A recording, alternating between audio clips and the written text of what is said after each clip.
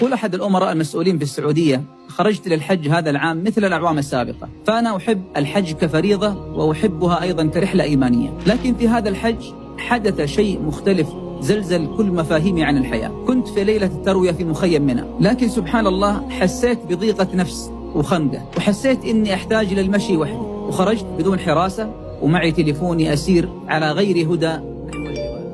في الظلام على صخرة بعيدة وجدت رجل عجوز ربما في 70 من عمره أو أكثر، يجلس وحيدا، وحين رآني قال لي: هل أنت اللي جايب اللحمة؟ ذهلت من كلامه وقلت له: وهل أنت تنتظر أحد يوصل لك لحمة؟ وهل أنت طلبت لحمة من مطعم مثلا؟ فقال لي بكل ثقة: بل طلبتها من الله، رب كل أصحاب المطاعم، فأنا لم آكل أي شيء منذ العصر، ولقد طلبت من الله اللحمة وأنتظر من يأتيني بها. انظر لليقين. ضحكت غصب عني من هذا العجوز الجائع الذي ينتظر اللحم في عز الليل في منطقة مقطوعة.